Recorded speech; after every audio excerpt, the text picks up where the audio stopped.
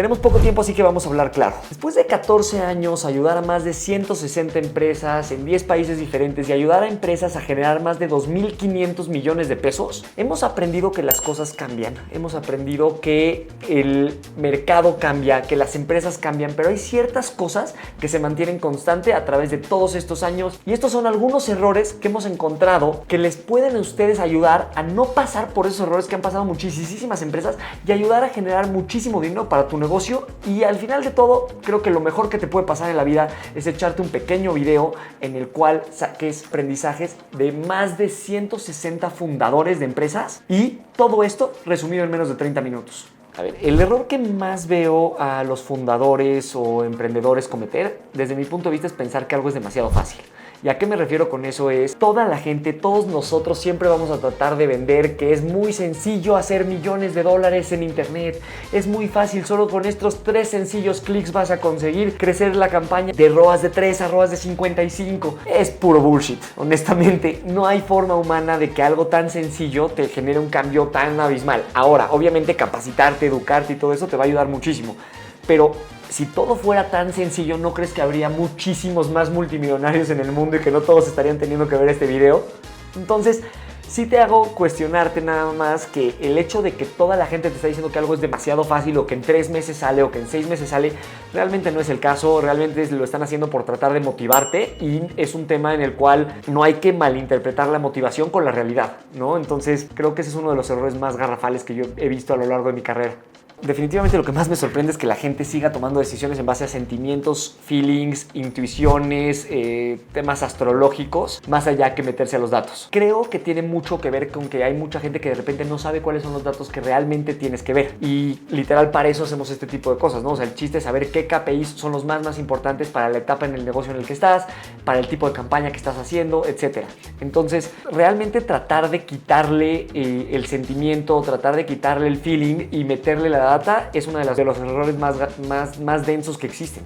Una verdad incómoda sobre el marketing digital, la atribución perfecta no existe y la gente te vende que sí, o sea, las personas te van a decir que Facebook te dice cuántas conversiones, Google te dice cuántas conversiones, pero realmente entender qué evento o qué anuncio, o sea, ese nivel de detalle, desde mi punto de vista, es prácticamente imposible conocerlo. No te claves en entender el ADN y las moléculas del marketing digital per se. Clávate en entender cómo todo funciona como de una metodología bastante holística.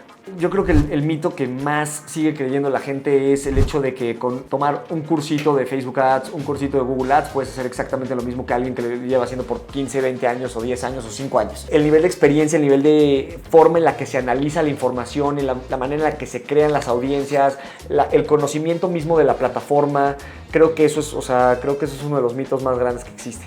Lo que me hubiera gustado que alguien me hubiera dicho hace 14 años es todos los features nuevos y todos los nuevos trenes del mame que existan, no te trepes luego a ellos. Tárdate un ratito en treparte. Creo que es mágico el tema de poder esperar a que las cosas se asienten. Cuando Google saca un nuevo estilo de campañas, cuando Facebook saca un nuevo estilo de campañas, aguántate, no luego lo uses, no te subas al tren de lo que toda la gente está diciendo en TikTok, YouTube, etcétera, y simplemente, ve llevándote las cosas con un poquito más de calma. Al principio todas las campañas que son nuevas apestan. Sí, me atrevo a decir que yo creo que entre un 50 y un 60% de la gente llega con nosotros por eso. Estamos en el 2026. Si eres una empresa y no tuviste ya una agencia, pues posiblemente eres una empresa nueva o lo hacías tú.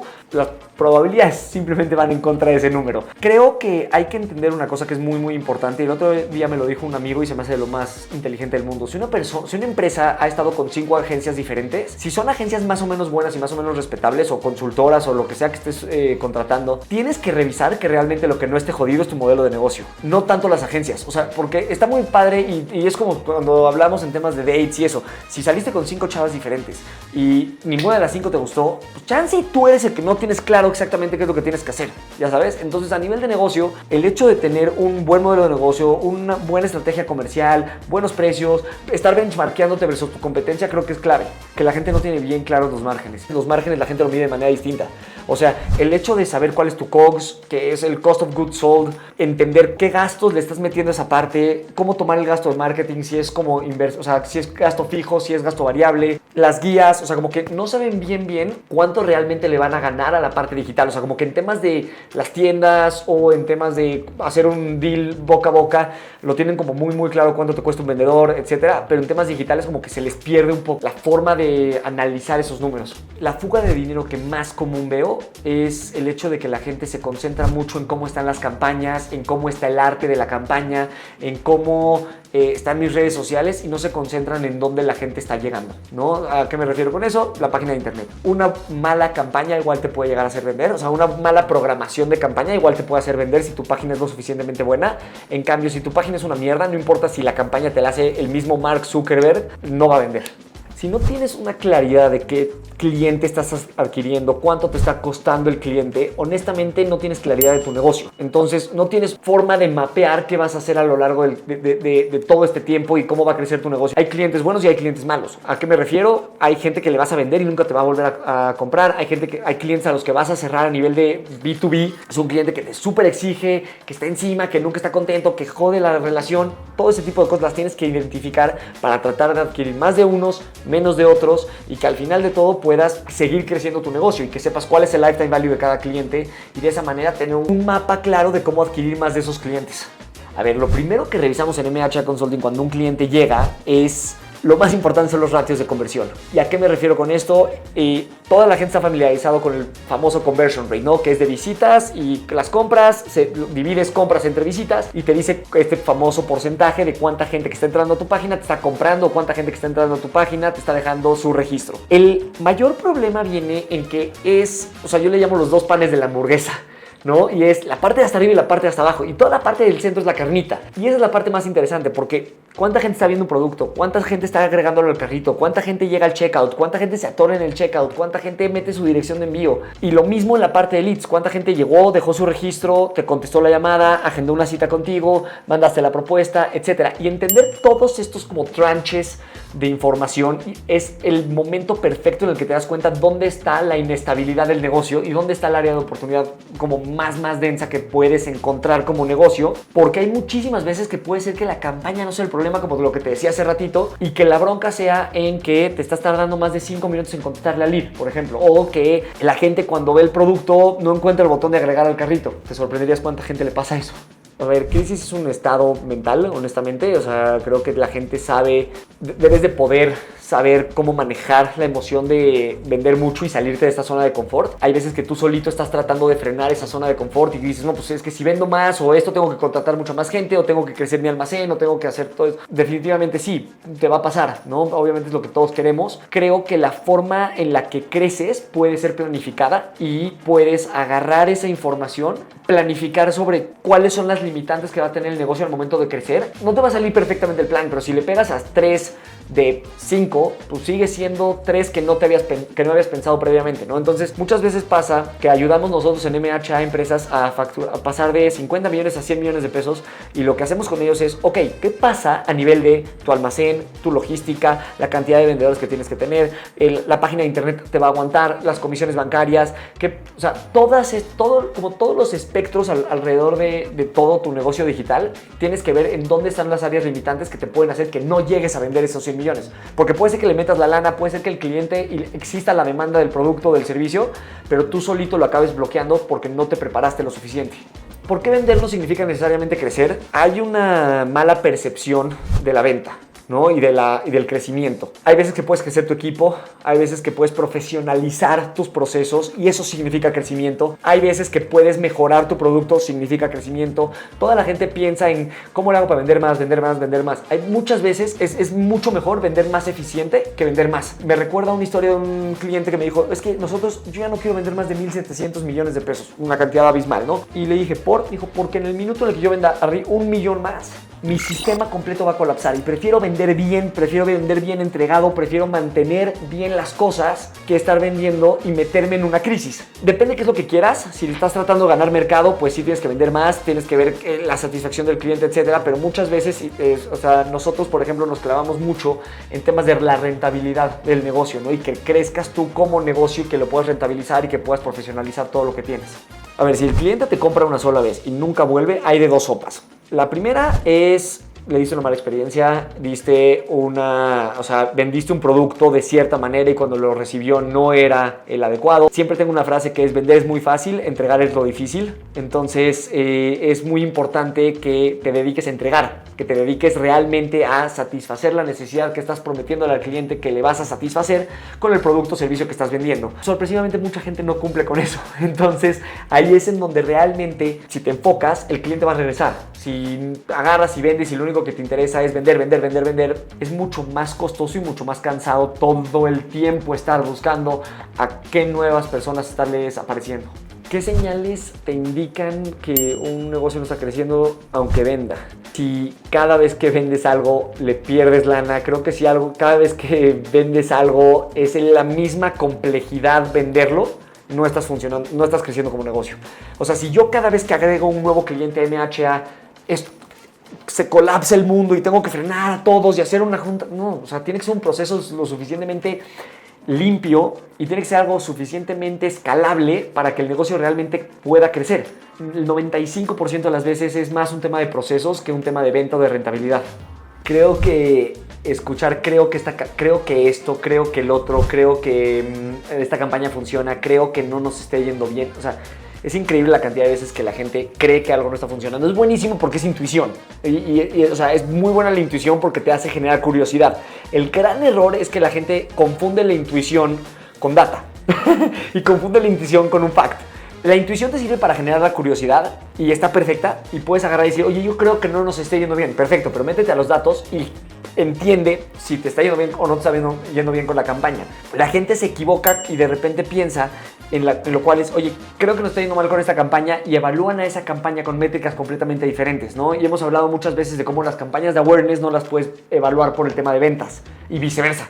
Creo que mucha gente se acerca con nosotros con el creo y nosotros nos lo tomamos de una manera completamente como: el cliente es curioso, y me encanta que seas curioso porque significa que te interesa lo que estás haciendo. Cuando alguien no conecta marketing con todas las otras áreas del negocio, la está cagando cañón. ¿Y por qué digo eso? Porque marketing es un ente que, si tú lo ves en todo este relajo, es como un ente que va flotando por toda la compañía. Se tiene que acercar a comercial, se tiene que acercar a logística, se tiene que acercar a inventarios, se tiene que acercar al director general para entender la visión del negocio, se tiene que acercar con el presupuesto de finanzas y con el director de finanzas para no pasarse de lanza en lo que se va a gastar y estar dentro de los objetivos. Entonces, el hecho de que no unas marketing con todas las otras áreas estás dejando muchísima información que le puede servir al área de marketing y le puede servir también de feedback a todas las otras áreas para lograr un crecimiento. ¿Cuántas decisiones de negocio se toman todavía por intuición? Yo calculo que unas 137,400. Está comprobado, hay un estudio que el 90% de las decisiones que toma el ser humano son irracionales. Creo que hay muchas decisiones que tomamos por intuición y lo único que tenemos que tratar de hacer constantemente es racionalizar lo que estamos haciendo. No está mal tener intuición, no está mal cuestionarte las cosas, pero sí está mal por tu intuición tomes una decisión completamente final, como que te saltes de la intuición a la decisión, está equivocado, porque tienes que tener intuición, data, decisión y acción. A ver, cuando conectamos Business Intelligence con Marketing Intelligence, lo que nosotros hacemos es exactamente lo que hablábamos hace ratito de cómo el área de marketing se mueve por todos lados. Marketing Intelligence es esta parte en la cual sabes hacer las campañas, sabes hablar, sabes crear audiencias, sabes optimizarlas. Business Intelligence es esta parte en la que comprendes el negocio, sabes cómo están los márgenes, sabes cómo está el lifetime value, sabes cómo proyectar, ¿no? Sabes cómo agarrar y decir: oye, voy a tener que subir, bajar, hacer esto, el otro, la fregada. Todas estas partes las tienes que unir. Y eso es lo que nosotros en MHA, ahora sí que nos diferenciamos por ello. Porque la intención es que si tú unes esta parte con esta, al momento en que lo fusionas, se crea esta súper estrategia que te va a ayudar a que todo esté perfectamente conectado y que puedas comunicarlo de la manera correcta. Sé lo que estoy haciendo.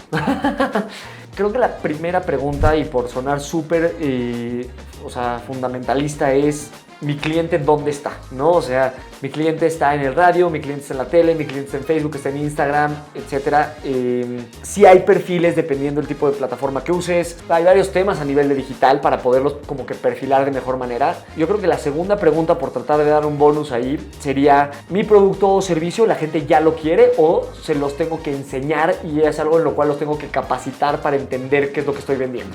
La mayor diferencia entre optimizar una campaña, optimizar una empresa, es que te voy a poner un ejemplo muy claro, ¿no? Imagínate que estamos vendiendo coches y tengo un coche de 300,000 pesos y un coche de 1,000,000 de pesos. El costo por lead del coche de 300,000 pesos va a ser siempre más barato porque más gente puede acceder al coche de 300,000 pesos que al de 1,000,000, simplemente por ley básica de economía, ¿no? Entonces, el costo por lead el de 300,000 pesos va a costar 300 pesos, por tener números sencillos, y el de 1,000,000 va a costar 1,000 pesos. Si tú solo optimizas campañas, solo estarías haciendo cosas para conseguir más leads más baratos, pero estás perdiendo de vista la inteligencia del negocio y esta parte como de business intelligence de agarrar y decir, pero me conviene pagar 700 pesos más caro para vender 700,000 pesos más de venta en un producto, ¿no? Oye, pero los márgenes, ¿cómo funcionan? Esa es la parte de optimizar una empresa. Tienes que entender el coche de 300,000 pesos, qué margen tiene, el coche de 1,000,000 de pesos, qué margen tiene, y de ahí generar diferentes estrategias de marketing. Esa es la diferencia principal entre optimizar una campaña y optimizar una empresa.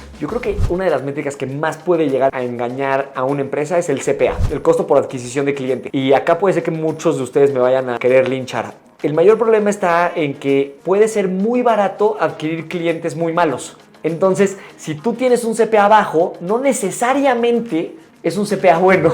Entonces, obviamente, todos queremos vender lo más barato posible y si yo te pudiera decir que por $1 te consigo un cliente, pues todos estaríamos muy felices. Pero hay veces que, por ejemplo, ves en épocas de promociones que el CPA se desploma y solo es gente que te va a comprar en promociones. Entonces, posiblemente el lifetime value de esas personas no es lo suficientemente bueno. La rentabilidad de estos clientes no es lo suficientemente bueno. Entonces, creo que te puede engañar bastante el hecho de no entender si tu CPA está bien o mal en base a la calidad del cliente que estás consiguiendo. ¿Qué pasa cuando escalas campañas sin entender el margen? Quiebras. De verdad. O sea, si tú estás escalando una campaña y no estás entendiendo si ganas dinero o no ganas dinero, lo único que va a hacer es que en algún momento te va a alcanzar el tigre y te van a despellejar. O sea, no tiene lógica escalar una campaña si no estás entendiendo si ganas dinero o no ganas dinero. O sea, lo mejor que te puede pasar es que hagas pruebas, entiendas cómo funciona la campaña y le empieces a escalar, ¿no? Eso es lo que siempre repetimos. Pero si tú no sacas un análisis financiero, si te está funcionando o no te está funcionando lo que estás haciendo a nivel negocio real, pues felicidades. Ahora en lugar que perder 1,000 pesos vas a perder 100,000. No creo que nadie se quiera meter en ese hoyo. Claro que sí. O sea, hay muchas veces que una empresa se puede meter en un rollo de... Y te voy a poner un ejemplo muy sencillo. En promociones las empresas venden mucho más y ganan mucho menos simplemente porque metes descuento, tienes costos, etcétera, y lo único que estás tratando de hacer muchas veces es hacer líquido el inventario, ¿no? Entonces, sí puede ser que vendas más y ganes menos, es algo en lo cual lo debes de tratar de evitar, obviamente, al menos de que tengas una lógica financiera detrás de ello. ¿De dónde viene el miedo a invertir en marketing? Yo creo que de la ignorancia y del desconocimiento que existe de lo que se puede hacer, ¿no? Y siempre uso una analogía que el marketing es bastante parecido a una mesa de apuestas, ¿no? Porque te llegas, te sientas y la primera vez que vas a invertir es exactamente el mismo sentimiento, es con cuánto te la vas a rifar. Creo que si de alguna manera puedes capacitarte, te puedes educar previamente a hacer la inversión, es lo mejor que te puede pasar porque estás haciendo una inversión con lógica, con un poquito de research detrás y te va a dar un poquito más de tranquilidad, ¿no? Creo que el principal miedo viene siendo un tema de no tengo idea qué estoy haciendo, me voy a meter a este tema a ver qué tal y te cuesta lana. Entonces, pues no quieres perder lana, perder el tiempo y aparte que no te salgan las cosas, ¿no? Son como tres frentes a los cuales no te quieres acercar. ¿Es miedo al dinero o es miedo a no entender los números? O sea, a ver, esta pregunta me recuerda mucho al video que hicimos con Marina Armendáriz, que hablábamos mucho de la psicología que existe detrás del dinero, ¿no? Y de cómo es energía, toda esa parte. Si no entiendes los números, te va a dar esta inseguridad de las cosas que estás haciendo. Entonces, cualquier persona con inseguridad no puede moverse para adelante. Esa es la realidad de las cosas, ¿no? Entonces, si tienes esta inseguridad de lo que estás haciendo, de cómo lo puedes mover, te puedes poner como súper alerta. Y por ende, cuando estás como en este sentido de a ver si no me están atacando, el cerebro se bloquea, o mínimo la parte creativa se bloquea bastante y de esa manera no puedes agarrar y generar estrategias productivas. ¿Qué pasa cuando una empresa no sabe cuánto vale un cliente? No lo valora. ¿Y a qué me refiero con eso? Es la historia de Starbucks, ¿no? De una persona va y se compra un Starbucks, te cuesta $5, te cuesta 85 pesos. Starbucks no ve los $5. Starbucks ve 14,000 y cacho de dólares, que es lo que le va a dejar a lo largo de toda su vida. Si Starbucks tuviera una mente tan cortoplacista, diría, es que con $5 no me va a salir el negocio, ¿no? Entonces ellos para nada ven eso y por esa misma razón crecieron de la manera como crecieron y seguían abriendo tiendas, aunque la gente decía, carajo está pasando? Estos cuates están locos, parecen Oxxos poniéndose en cada esquina. Y era exactamente eso. Ellos valoraban que el hecho de que tú llegues, tengas una fila de más de X gente, lo que va a hacer es que te vas a ir a comprar otro café a otro lado. Entonces te valoran tanto como cliente que están dispuestos a ponerte otra ubicación enfrente de donde estaban. Y lo ven en los aeropuertos. Hay varios Starbucks, lo ven acá en México. Hay varias plazas en las que en menos de X longitudes tienes 1, 2 o hasta 3 Starbucks diferentes. ¿Qué mentalidad tienen las empresas que sí escalan la inversión? Traen una mentalidad de...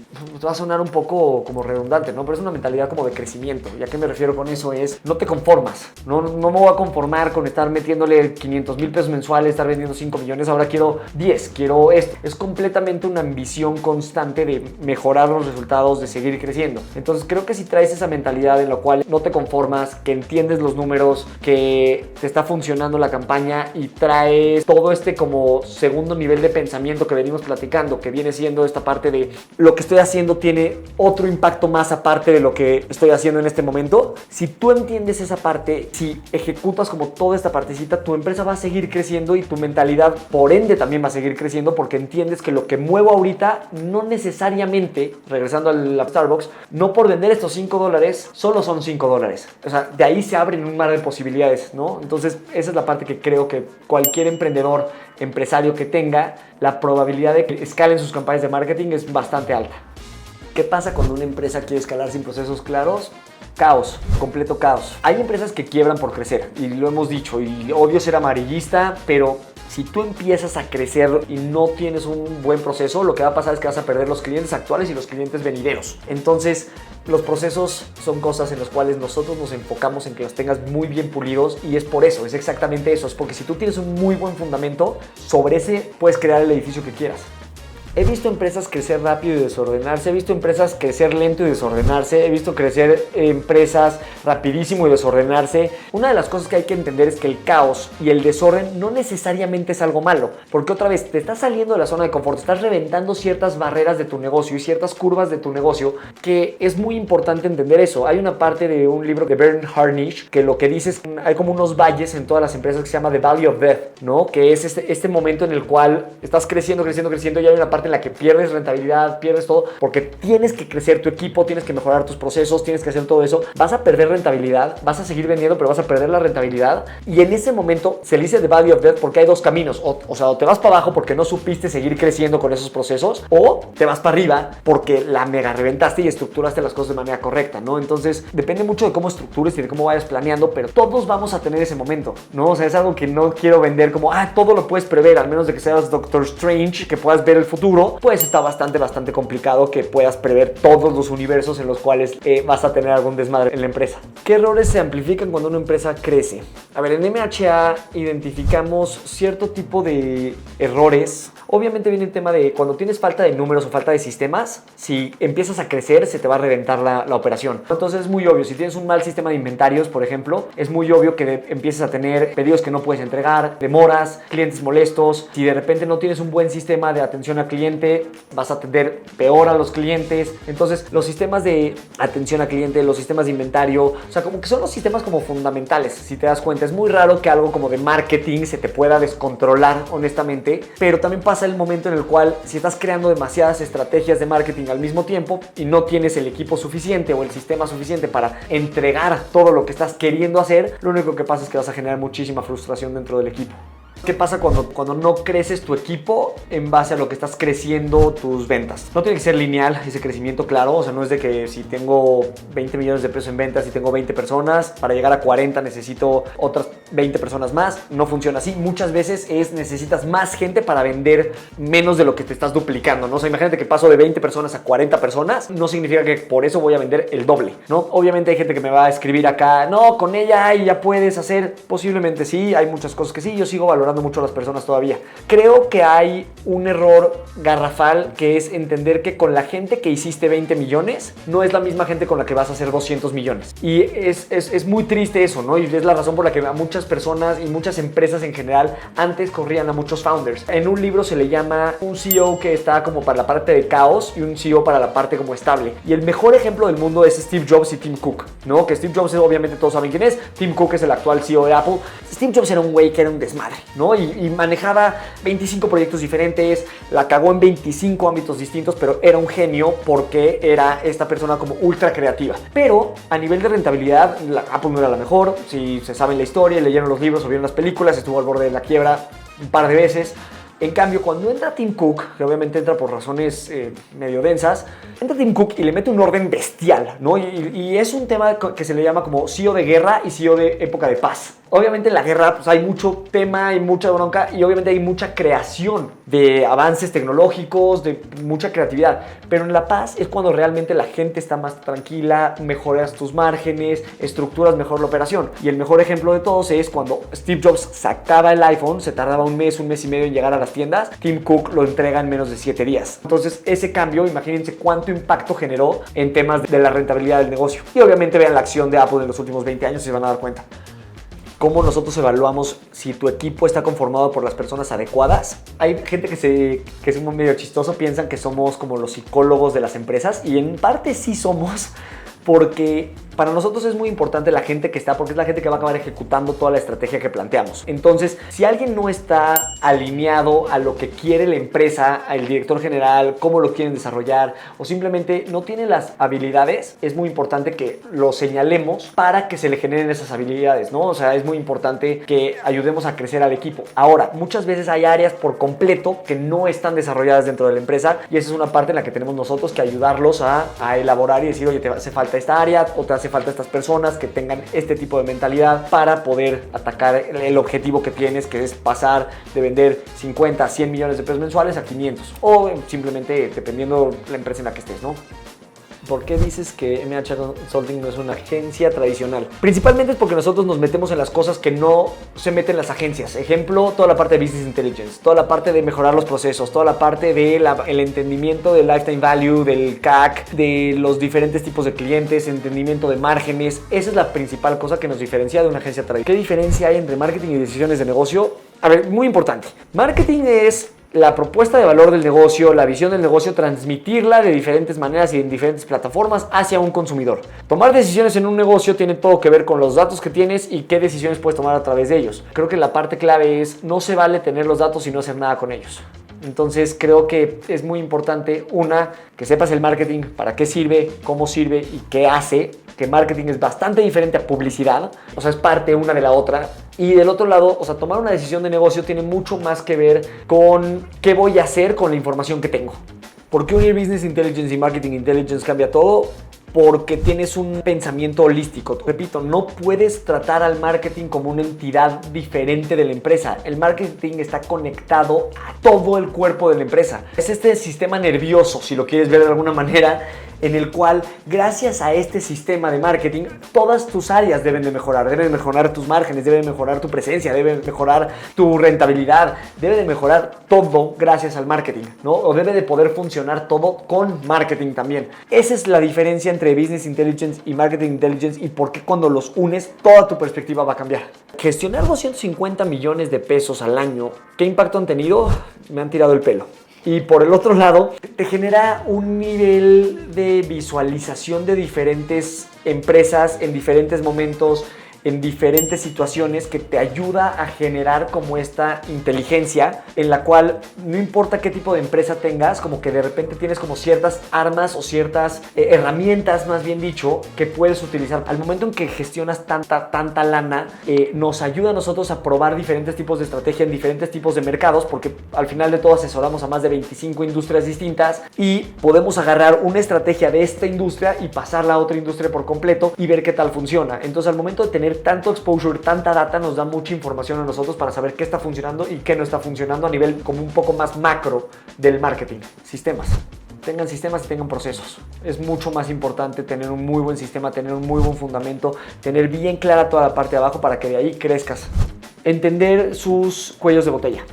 Eso es lo más importante desde mi punto de vista. Si tú entiendes en dónde, qué de lo que te falta, tanto a nivel de conocimiento como a nivel de estructura dentro de tu empresa, si tú entiendes esos problemas, se te va a desbloquear todo lo que te está pasando, o sea, las razones principales por las cuales no estás creciendo. pero mucha gente no las entiende. O sea, no entiende que de repente el hecho de tener un almacén chiquito te hace no poder vender más. El hecho de no contratar a una persona más en tu equipo te hace no poder tener 10 clientes más. Confundir marketing con publicidad. Y la razón principal es publicidad, es que esto es todo lo que hace la gente cuando pone un espectacular y todo ese relajo. Marketing es lo que existe antes de la publicidad a nivel de pensamiento. Es entender por qué estoy poniendo esta taza acá, por qué tengo este reloj de arena acá y por qué tengo mi iPad acá. Eso es marketing. Marketing es pensar por qué estás haciendo publicidad. Es entender qué producto es el que tengo que poner en la pantalla para que a ti te llame la atención. Es entender los márgenes, es entender la audiencia, es entender muchas más cosas de lo que la gente realmente piensa que hoy en día es el marketing. Toda la gente piensa que marketing son redes sociales. Claramente no, marketing es un mundo y la gente se está concentrando solamente en este pedacito.